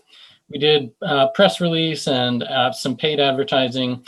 We worked with local advocates to collect information from houseless and at-risk folks, and did small group and one-on-one discussions with community leaders and stakeholders, including meeting with the transit staff of the Yurok tribe and Blue Lake Rancheria. And we also presented to the McKinleyville Municipal Advisory Committee. And as Beth mentioned, the research team really took pains to incorporate the input that we received into their assessment of public transit in McKinleyville and the proposed recommendations, which they'll be sharing shortly. And so now the draft report came out a couple of weeks ago. And so far in the second round of public outreach, we have provided that full draft report and the opportunity to comment to anyone who indicated interest previously and all the identified stakeholders. We also have a brief survey, which is linked on the website in both English and Spanish, and which if you haven't already, I'd encourage you to fill that out. And we held stakeholder meetings and a public meeting last week. And we've also presented again to the McKinleyville Municipal Advisory Committee and to the TAC and SSTAC. So we will be accepting any form of public comment through June 25th, which is next Friday, after which the report will be finalized. So now I'm going to hand it over to the WTI team, and I think Andrea will be leading that. Thank you so much, Beth and Colin. It's been an honor to work on this project. We really appreciate this opportunity and great to work with you, Colin. I want to thank my team members here with me tonight, our Executive Director, David Kack, and Jonathan Fisher. And so I'm going to try and be as brief as I can and holler with questions and thoughts, but I'll try and zoom. I've got my stopwatch on. So we thought it would be helpful to kind of give an overview of some key terms. It's a very dynamic time in transportation. There's sort of new modes coming out every year or two, and some somewhat interchangeable language as well. So we thought it would be helpful to put these terms out there and kind of some of their key characteristics. Fixed transit refers to public transportation based upon set stops, routes, and schedules. You don't have to make an advance reservation. It really excels in traditional output-focused performance measures, sort of high capacity, efficiency, sort of high passengers per hour, those kinds of measures. So it's best suited for areas of higher density and demand, and it does come with an ADA complementary paratransit requirement for those unable to use the fixed route, fixed service. Flexible transit, we thought, is a helpful term to sort of contrast with fixed transit. So this is public transportation based upon variable stops, routes, schedules. It does require advanced reservations. So you may have heard the term dial-a-ride in the past, or app-based demand response is also commonly called microtransit. And so you need to kind of proactively make a ride request. This type of transit really excels in quality-focused performance measures like availability, comfort, really sort of sky-high customer satisfaction ratings often with these services. So it's best suited for areas of lower density and demand. These are not always, but commonly smaller vehicles. Think of sort of a short bus or a minivan. And there's no ADA complementary paratransit requirement because if everyone in the community is offered the same transportation, then there's sort of no need to offer an ADA accommodation. And we just want to highlight this fundamental trade-off of capacity versus coverage. We tend to see the fixed systems really excel again at capacity, and the flexible systems offer a broader coverage of a community, typically across a zone. We have had a survey out for several weeks now, as Colin mentioned, and our responses to date, we encourage you to take this survey. It's open until next week, but so far, this is what we are seeing. We asked respondents to rank from most preferred to least preferred fixed transit, flexible transit, expansion of HDA's current dial-a-ride system, and expanded RTS. So this bar chart kind of shows the rankings, the frequency of these rankings. Flexible transit was the most commonly most preferred option. Fixed transit, the plurality of respondents had that as their fourth or least preferred option, and the other options kind of in the mix. Another way to kind of look at that is a sort of a weighted average, and so flexible comes in at a sort of the lower the number, the more preferred it is. So at a 1.7 and down to fixed at 3.1. Moving on, we looked at a number of really helpful planning documents. There's been a lot of reflection and really great work on transportation planning in Humboldt County. The Mobility on Demand Strategic Development Plan from last year spent some attention recommending streamlining the RTS route, clipping off that deviation to the airport and sort of north of McKinleyville, and replacing that with what they called personal mobility on demand, another one of those terms, with sort of the ability to meet ride requests within 15 minutes, and then to kind of use that as a feeder system into RTS rather than having the actual RTS route deviate into the airport or head north. The community plan for McKinleyville is really helpful for getting to know the values and the vision for McKinleyville. There's a real sense that support for growth should be accommodated by smart growth principles, multimodality, transitioning away from serving as a bedroom community. A lot of great planning is going into the town center. The Transit Development Plan talked about, similar to the Mobility on Demand Strategic Development Plan, talked about the benefits that could come from shortening or sort of streamlining the RTS route. So there's some real themes, I think, kind of echoing here. And the Vroom RTP included a proposed transit project for feeder bus lines to McKinleyville. I believe the Transit Development Plan had a nugget of wisdom. Transit always entails balancing trade-offs among goals, which we'll touch on. And so we kind of distilled these guiding principles from the public comment we've reviewed and the documents we've looked at. There's a real interest in developing a unique identity for McKinleyville, complementing RTS, offering kind of right size, community appropriate, kind of context appropriate transit, supporting smart growth, a refrain of interest in electrifying vehicles, as we heard with the grant that's being worked on, achieving high performance measures. And we talked about how there's sort of these traditional kind of output oriented performance measures. Those tend to be thought of in efficiency or effectiveness measures, and then kind of customer oriented performance is more around convenience and satisfaction.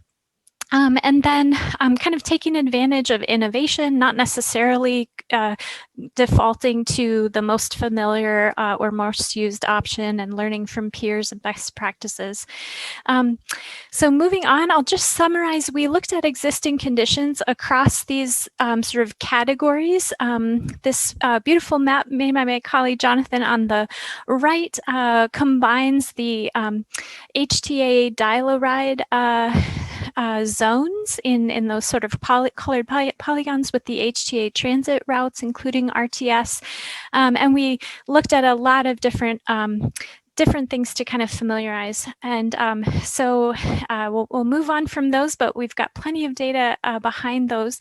And so we thought it would be helpful to kind of give a ballpark range of what a dedicated vehicle for general public local transit in McKinleyville would cost. It's in the range of $300,000 to $400,000. This is based on the per vehicle hour range between HTA's DAR system and fixed route. It's a pretty reasonable kind of approximation. Most of the hourly cost is really driver labor. So whatever sort of vehicle size or kind of service type, there isn't a huge difference in cost. And I think it's important to note both fixed and flexible service in McKinleyville could be prioritized to kind of as a feeder service, either exclusively ending trips at or beginning trips at RTS bus stops or incentivizing with things like fare discounts. And so thinking back to those guiding principles, we tried to sort of qualitatively distill how those relate to fixed and flexible transit. Fixed transit really excels with being very visible in the community, so has that opportunity to sort of contribute to that unique sense of identity, complement our RTS, and perform sort of medium to high, as we call it, well on those kind of traditional performance measures around output. Flexible transit really excels in terms of convenience, access, also can complement RTS, and so we wanted to highlight that. So we recommend a pilot of a local service, fixed or flexible, and collect data to evaluate and adjust. Focus on feeder service to RTS. And then in terms of kind of connectivity between McKinleyville and other parts of the county, streamlining the route makes a lot of sense. We've heard about clipping off the kind of northern parts or the airport deviation. There's also a real opportunity to consider streamlining within McKinleyville. There's a sort of a horseshoe deviation off of Central Avenue, and eliminating that and keeping service along Central Avenue while replacing with local fixed or flexible could make a lot of sense.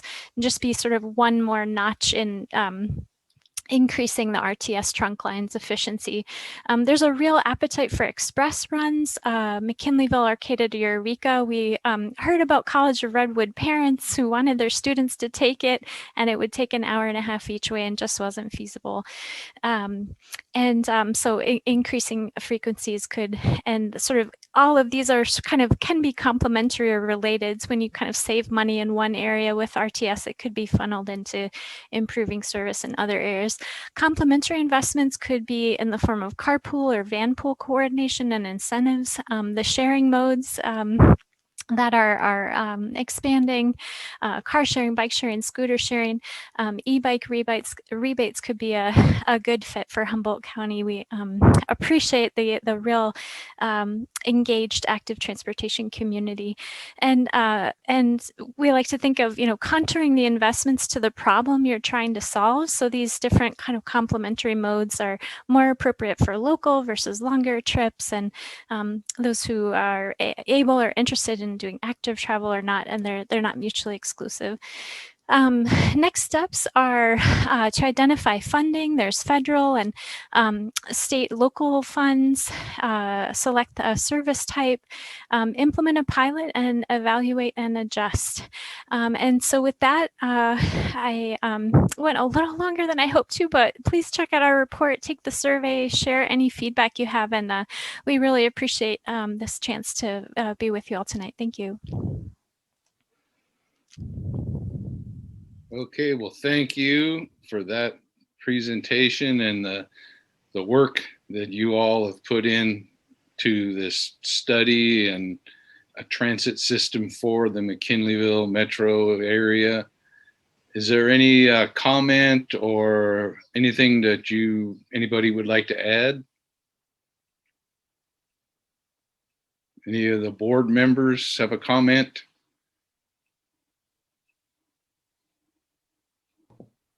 I would just say, oh, go ahead. I was just going to say, it became really clear to me that it's a weird thing about McKinleyville being unincorporated, is that it doesn't feel like they really have representation on this board. So I'm glad to see that somebody's out there working on it. That was it. Yeah, that's a good point. I would just say that I have used the Fortuna senior bus, as we call it. It's paratransit demand system. And when I need it, I find it's great. It's not a fixed route, so you don't have to go to Omaha to get 3 blocks away, as might happen sometimes. But I was looking at the percentages in the poll, and it appears that a demand responsive system such as that seems to be leading the poll.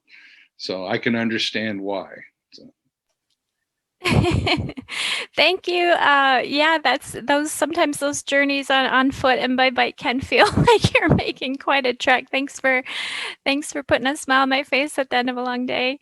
Yeah, thank you. It has been really interesting. We wanted to put these ideas out to the public, and it's been, we have kind of no predetermined solution in mind. So it's been great to hear from everybody.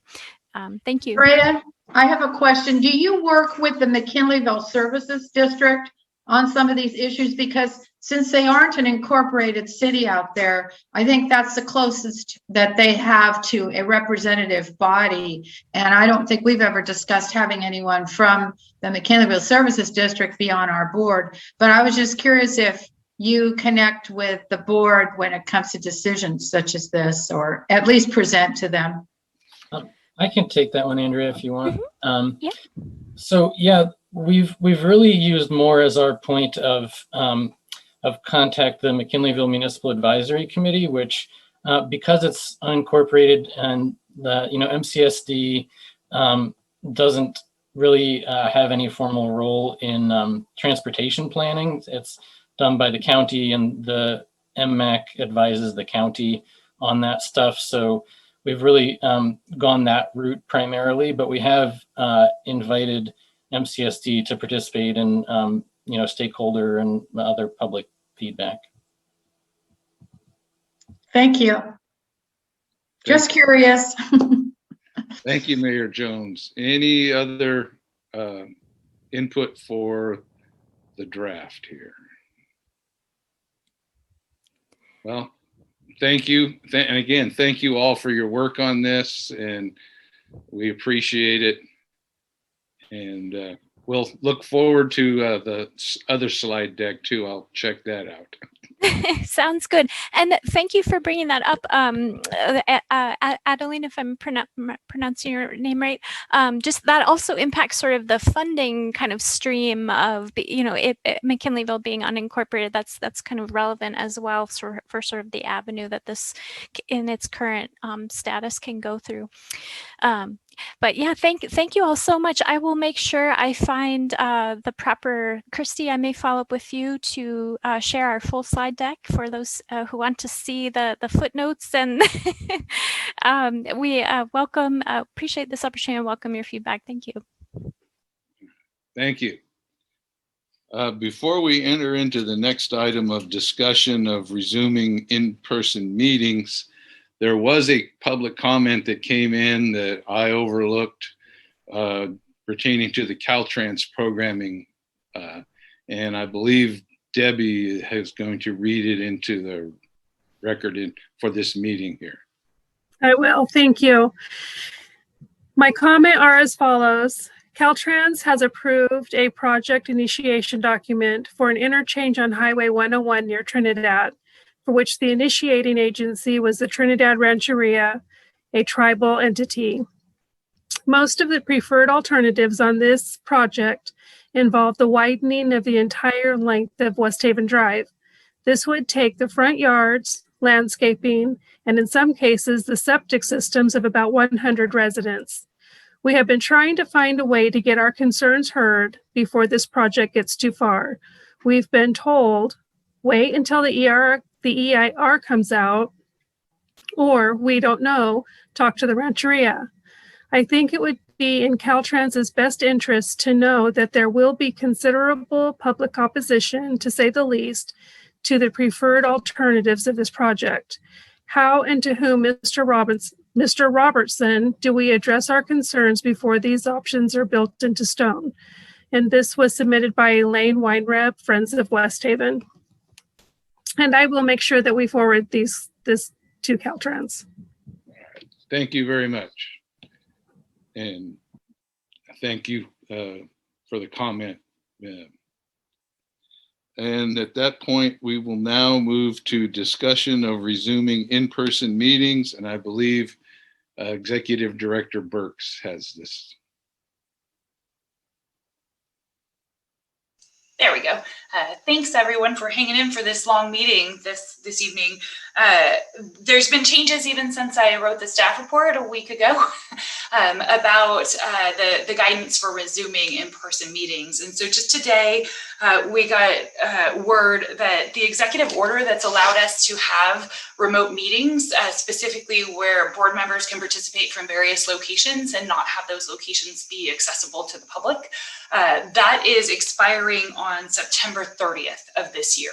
So we have until then to decide if we want to keep going this route that we've been virtual. But as of September 30th, we will need to resume in-person meetings. I spoke with the city clerk of Eureka today and found out that that they're updating the chambers and Eureka, and we would be able to basically have our whole board in the chambers and allow for both in-person and remote public comment, which would be allowed. But the board does need to be in the chambers, or you would need to follow the regular Brown Act specifications for what that means if you're outside of the chambers. So we have a couple months of limbo here, and we could resume in person any time. With that, I just want to maybe leave it up to your board to discuss. I know you've probably been discussing this in your own jurisdictions, and I'd love to hear everybody's thoughts. Do we have any questions for? I was going to offer up that part of those improvements are better microphones in the Eureka chambers as well. So we've had some audio issues for a while. Maybe those have been taken care of. I have a question. Was there going to be an option to allow people to continue the PAC? I had a question whether or not the PAC members will be allowed to participate remotely via Zoom or other medium, or if in-person participation is gonna become the norm again. My understanding, based on when the executive order is expiring, that in-person would essentially become the norm for anybody who's voting. So I think that would apply to PAC members. My understanding is that you can participate remotely, and that actually the chambers will be, I think as of August or September, be able to accommodate that. But there's some Brown Act specifications with participating remotely where you'd have to basically disclose where you're participating from and have that location, essentially be open to the public. So I don't know that that's, very advisable or feasible. So I think the reality is it means, for all voting members, we need to be in the same building. I just want to say that the Blue Lake City Council at our last meeting tried a hybrid model, which was the council was in our chambers at City Hall, and then we have the capability of having people Zoom in. We have a screen that they were able to zoom in on. And we also had audio issues too, which I hope will be worked out. But a lot of our citizens really prefer sitting at home and zooming in rather than show up. I don't know, if they're uncomfortable with facing people face to face or exactly what it is, but we've had more participation at some meetings than we've ever had before COVID. So I can go either way. I really would like to be assured that all of our board members are fully vaccinated, since we're the ones that are going to be sitting the closest to one another in the chambers. there's quite a distance between us and the audience, and that there might be an opportunity for the audience to be separated enough so that it's safe. But I'd like to be assured that all of our members of our board are fully vaccinated. If I could respond to that through the chair. My understanding, Cal OSHA's vote today was that, for workplaces, which I think would extend to the board chambers in this situation, if you're fully vaccinated, you would not need to wear a mask. Unvaccinated individuals still need to be masked. And that goes for the public coming in as well as your board. However, it's an honor system. We're not, checking vaccine passports or anything like that. So it's really up to everybody. We can ask, but we can't require any kind of documentation. So I'm not sure, if everyone on the board was willing to share, that would be one option. But if anyone has reservations about sharing, we can't really pry in that fashion, just kind of be on their honor to wear a mask if they weren't vaccinated. Yes, understood.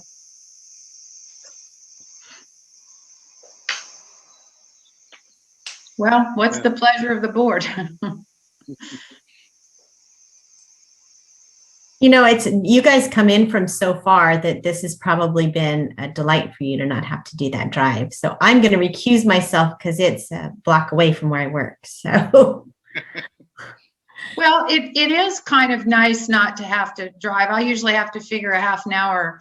I just like to keep a half an hour between myself in Blue Lake here to get to some meeting in Eureka. So whereas a Zoom, I usually don't Zoom in until 15 or 10 minutes before the meeting. So you're right about that. It is convenient in that way. But I think we lose, some of the importance of being in person. I could go either way. I'm always concerned that my Suddenlink is going to go out or something, like what happened to one member. I've been really lucky, knock on wood, but I'm always really concerned about internet. And I'm going to agree with that. And I've come a long way from Trinidad, but I think it's worthwhile to meet. And I am also for getting back in person. And I agree that we need to, I really would like to make sure that people are honest about their vaccinations, that we can trust that to be appropriate. Yes, thank you. I come in from Ferndale, and on rainy winter nights, I would be very glad to stay at home, but I understand the kind of special human interaction that happens when you're in person, reading body language, frowns, look away, look down. All of that stuff is critical when it comes to interpreting what's going on around the table. So I would be okay with the meeting in person, but like Mayor Jones, I really would like to know that my fellow board members, as responsible citizens, elected citizens, have been vaccinated. What's the downside of saying, I've been vaccinated? I don't see it. So we can be on an honor system, but I'd like the honor system to be, hey, we all agree that it's okay to say, I'm vaccinated. And now, if you're lying, we're going to find out. So I think it's a good idea.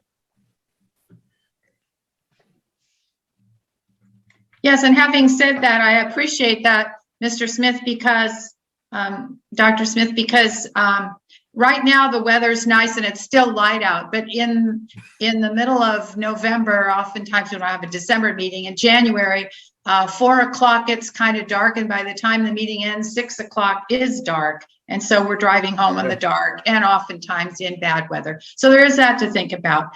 But yeah. It's going to change in September anyway. So the time that it's dark and rainy, we're going to have to be back. I know. Although I am thinking if there's a particularly stormy day, we do have that opportunity to zoom in. You just have to know long enough that you could post on your front door that you're having a meeting. You guys can probably do it from your city hall. Like, I'm just going to do it from my office at the city hall in the respective towns. And then the posting is not as awkward as your house. We once had to have somebody do it on their hotel room and leave their hotel room door open, and everybody thought it was really weird, but rules.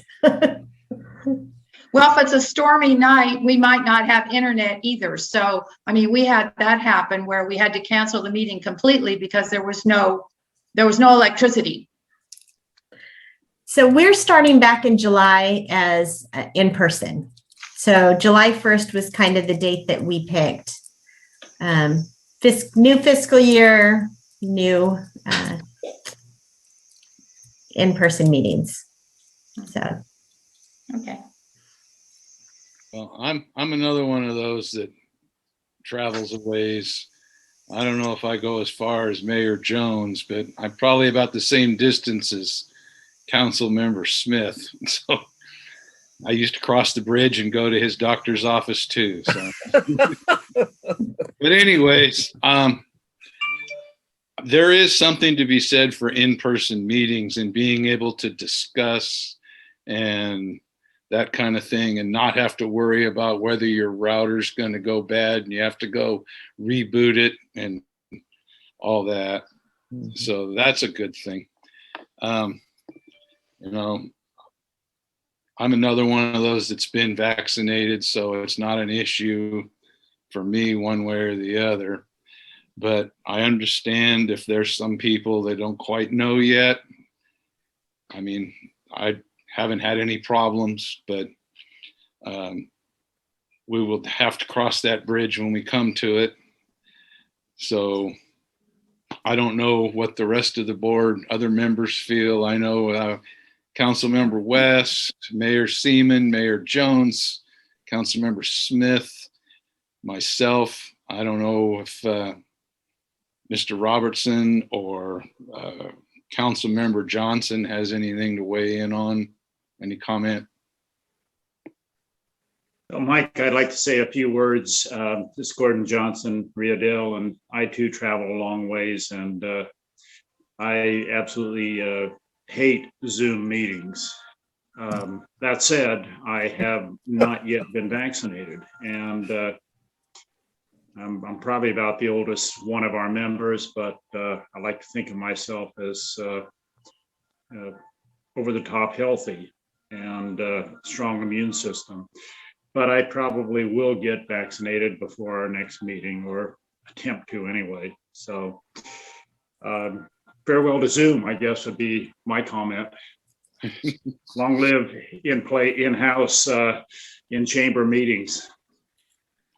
Yeah, there's a lot to be said for in-person, and I know you're probably one of the most active members too. I've known you for a while, so you don't sit around.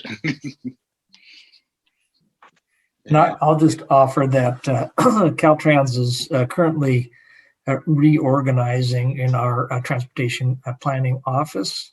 And, I wasn't expecting to attend tonight's meeting. We have a new kind of a office chief for regional planning, Tasha Allstrand. I think she or one of her staff may be attending these meetings in the future. And, I think, there's some effort to try to juggle between, I think they may be short one regional planner. So I think, trying to coordinate between a number of four different regional transportation planning agencies and try to attend all of their meetings. I think that was maybe one of the considerations. I think,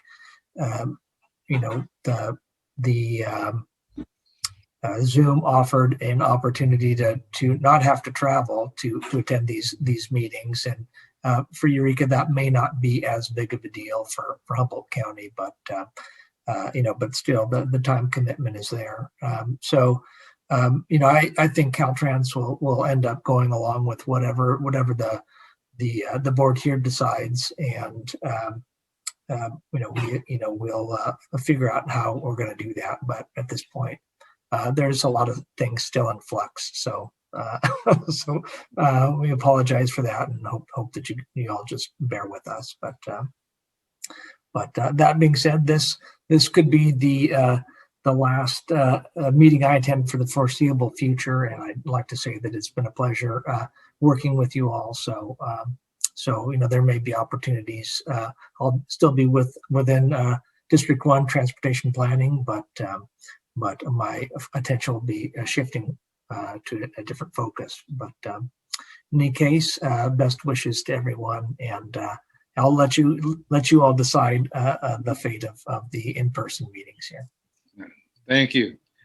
And I would like to say that I would appreciate the opportunity if on these really crummy meeting days that we do have, if we knew ahead of time via weather reports and such, the 72, I think it's 72 hours is what they need. Hey, I got no problem posting a sign on my door and putting a public notice at City Hall, or however we would have to do it. I can make it to City Hall a lot easier. City Hall Fortuna easier than City Hall Eureka during the bad weather. So there is that opportunity, I guess.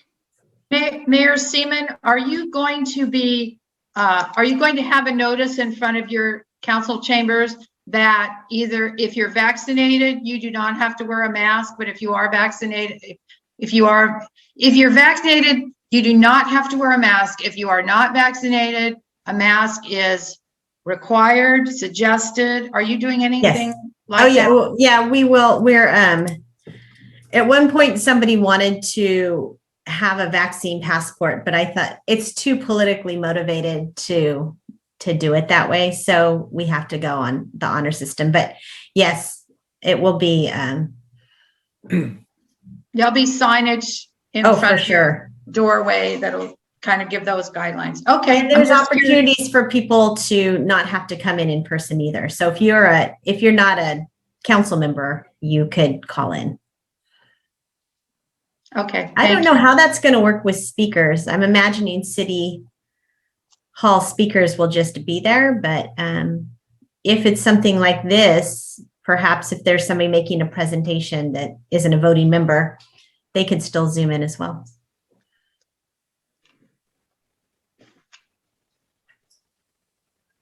Any other comments, questions? Sounds like part of the decision has been taken out of our hands regardless. And I may study your format for our use down here. Do you want to watch Eureka do it a couple of times before we go back to a regular meeting and see if we have the equipment working? Because it very well could just be an S show the first time. You never know. We tried it. We tried something at one point where we were using Zoom and in person, and it was just a mess. This time we'll have the right equipment, but we have to learn how to use it. So we have done that in a workshop format at the park, in the picnic grounds, where we could have a meeting and socially distance. It was for our appointing the members of different committees and boards after the election, that kind of thing. And it worked 65% of the time, because there were people that made public comment and called in for different things. And it was an honest effort. And I think that you probably, since you've already done it once and you've seen some of the pitfalls, you may have worked on it a little bit, but hey, nothing we have gained. all new equipment. So everything is being built so that it's meant to operate this way, where last time we were trying to sort of piecemeal stuff together. But given this conversation, what I would like to propose is that we start in September. That gives the city of Eureka 2 months. also July and August are really big travel months. So perhaps if we're on vacation, we can still Zoom in. You know, it just gives you a little bit of freedom through the summer, and we can start the fall. Also big special event months where probably everybody in this virtual room is involved in some way, shape, or form in a special event of some sort. Some of us are crazy enough to be on 2 of them. So that would be my, if we're making motions, that's my motions that we start in September. I think our motion is not a motion, but to provide Direction. Okay. I mean, a lot of it depends on the people being able to accommodate, you know, tech people. I'm talking about people that are good at technology, which I'm totally not. But it really depends on having someone at a meeting that can troubleshoot things as they happen. You just have to have someone really good there. Well, in September, it doesn't matter. We have to go back anyways. So, right.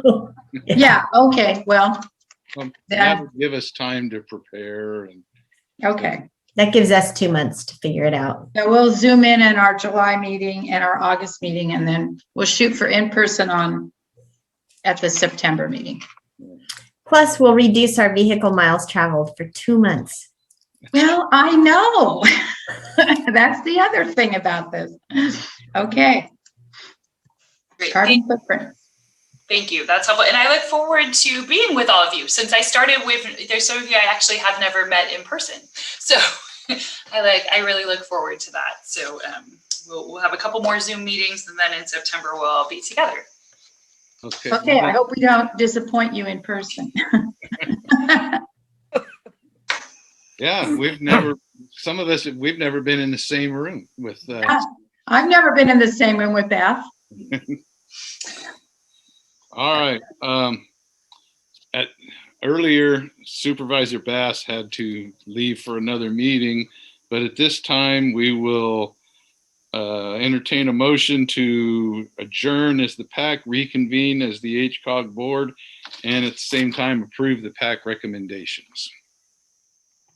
I'll so move. Is that enough? Second by Councilmember Johnson. Okay, we have a motion and a second. Can we get a roll call? Okay, Mayor Jones, Yes. Mayor Seaman, Yes. Councilmember Smith, Yes. Councilmember Gordon Johnson, Yes. Councilmember West, Yes. Chair Johnson. Yes. Thank you. Motion passes. All right. Thank you very much. And we will get into staff and PAC member reports. First being Executive Director Burke's report. Yes, thank you. So just a couple quick updates. The final day for our executive assistant job announcements, the final day to submit is tomorrow. So we're looking forward to seeing the applications we get, but there is still 1 day left. If you are you have anybody you're encouraging for the position, please encourage them to get their applications in. And then also just that we're launching our public outreach for the RTP update.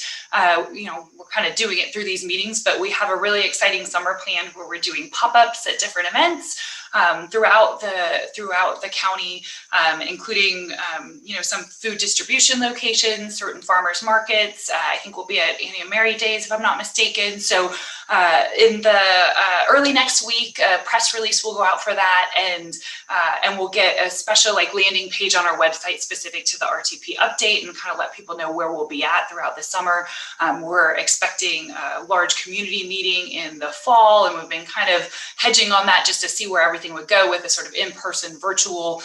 So we've just kind of left that open, but we do expect, kind of once we've got the whole document approved for public release, to have a community meeting and talk about it in that forum. But in the meantime, we're doing these pop-ups where we kind of show up and just engage with the public where they're at about what they want to talk about related to transportation. Actually, the first one we did was today in Henderson Center. We had our partner on this, our CAA, there to help, and Stevie from our team went excellent. And I just went to stop by as if I was a public person, and it was great fun. And we actually got a ton of feedback. So it was really exciting. I think people are maybe excited to talk after all this time of being cooped up. So I think we have a really exciting summer to look forward to, where people are going to be, thrilled to share their opinions with us, which will be beneficial for our update. So I just want to keep you on the loop in that. And like I said, we got a press release coming out next week. And then the final thing I just wanted to mention, Jesse already talked about it, but this is his last meeting with us. So I just wanted to say thank you to Mr. Robertson for all his work with HCOG over the years, but certainly since I've joined, and the extra help he's given me to get up to speed. So thank you for your help and assistance and your dedication. And I'm sure our paths will cross again. And, we look forward to working with new staff members as well. So that concludes my report. Okay. And our next item is the Eureka Arcata Corridor project update. And if Mr. Robertson is doing these, he could just go A, B, C, D. We don't need to stop in the middle. Sure. Well, today is going to be quick and brief. I had an update from Jeff Pimentel, who reminded me that the Eureka Arcata Corridor construction project is still out to bid, and we will be reporting more on that once we have selected a contractor for that project. So more to come there. And also, because it was kind of a last minute call to have me attend tonight. Also, I wasn't able to get a response from Jamie Mattioli. I believe he was out of the office today. So I do not have an update on the Last Chance Grade or the Broadway multimodal corridor project. So please look forward to those at your next meeting. And I wish Beth great success here working with you all. And thanks for having me. Well, thank you for your support and information and guidance, and best of luck wherever you end up. I'm not sure where I know it's going to still be in Caltrans. So thank you. And with that, we have reached the end, and if there's no further matters, we will adjourn. And I look forward to seeing you all next month. Thank you. So soon, Mike? I'm just kidding. Yeah. Hey, we had a 4.5 hour. Come out to Annie and Mary Day on July 11th, Blue Lake, Annie and Mary Day. Come down to Fortuna for the rodeo on July 17th and the Auto Expo car show on July 23rd. It's the cruise and then the show on Main Street. And you can get a vaccination at the Vets Hall on that during the Auto Expo. They're going to have a pop-up vaccination site. So we're having a car show at Annie and Mary Day too. Awesome. Great. Okay. Thank Bye, you. everybody. Take care. Bye-bye. Bye-bye. Good night. Good night.